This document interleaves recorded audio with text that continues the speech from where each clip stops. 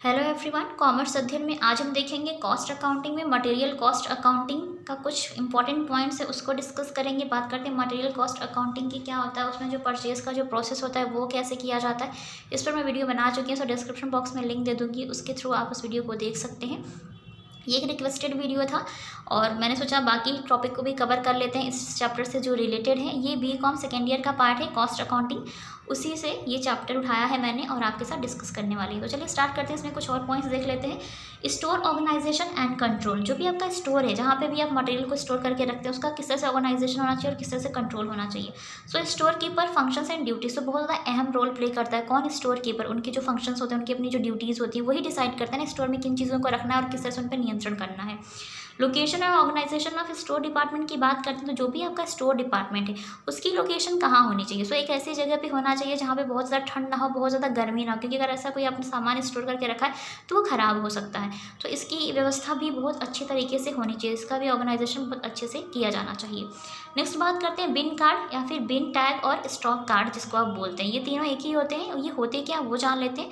जो भी आपका स्टॉक होता है ना, जो सामान होता है उसकी पूरी डिटेल होती है उस कार्ड पे, ठीक है। किस क्वांटिटी का है, किस क्वालिटी का है, उस प्रोडक्ट का नंबर क्या है, कब खरीदा था, क्या डेट है उसकी एक्सपायरी डेट की। तो ये क्या होता है आपका बिन कार्ड या बिन टैग बोलते हो, स्टॉक कार्ड बोलते हो, सारी चीज़ें वहाँ पे मेंशन होती है, पूरी डिटेल दी होती है, ठीक है। सो ये पॉइंट भी आपको क्लियर हो गया होगा। नेक्स्ट पॉइंट की बात करते हैं books for recording of materials. अब कौन कौन सी ऐसी बुक्स है जिसमें हम मटेरियल्स को रिकॉर्ड करके रखते हैं। तो यहाँ पर जो फर्स्ट है वो है material inward books. So this book is prepared by the store keeper on the basis of goods received note.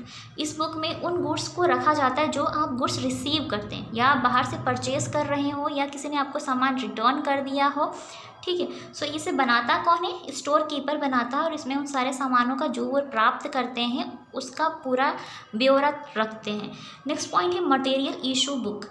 This book is prepared on the basis of material requisition form, those material which are issued from store for completion of any work order, job or department।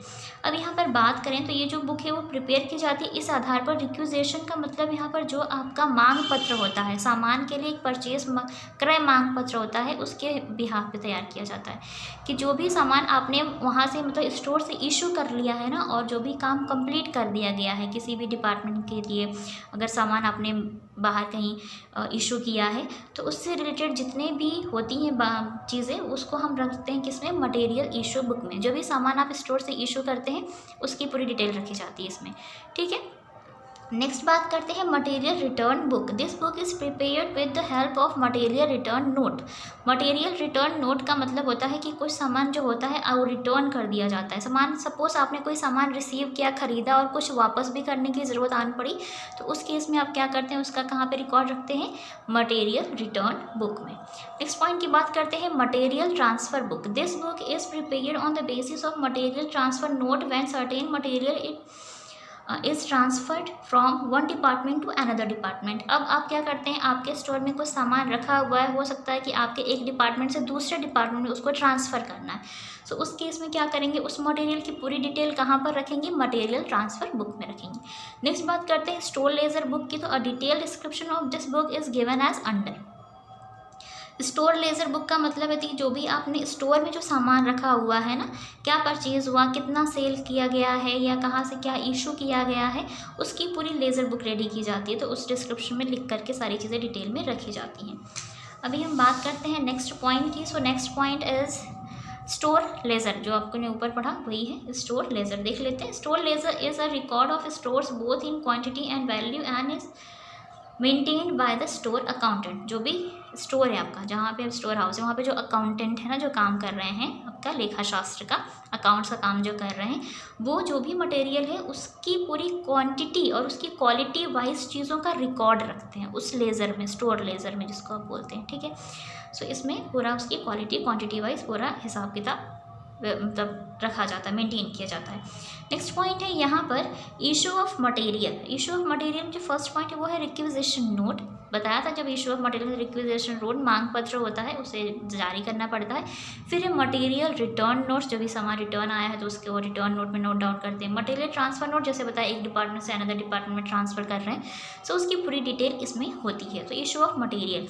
Next है costing of material. Costing of material की बात करते हैं, जो भी material आप इस्तेमाल करते हैं ना किसी भी प्रोडक्ट को बनाने के लिए, उसकी पूरी कॉस्ट को हम फाइंड आउट करते हैं। तो उसके लिए आप कॉस्ट शीट प्रिपेयर करते हैं, जिसमें आप प्राइम कॉस्ट फाइंड आउट करते हैं, फिर फैक्ट्री ओवरहेड के आधार पर आप फैक्ट्री कॉस्ट और ऑफिस ओवरहेड के आधार पर ऑफिस कॉस्ट ऑफ प्रोडक्शन को फाइंड आउट कर लेते हैं और फिर टोटल कॉस्ट को जान लेते हैं। ठीक है, सो ये पॉइंट्स होता है।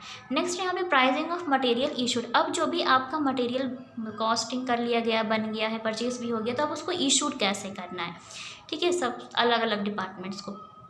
तो जब आप इशूड करते हैं ना, तो इशूड करने के बहुत सारे मेथड होते हैं। जो आपने इन्वेंट्री वैल्यूएशन पढ़ा होगा ना, उसमें है लीफो, फीफो है, लीफो, हीफो, मीफो मेथड है, वेटेड मेथड है, ये सारे मेथड्स फॉलो किए जाते हैं।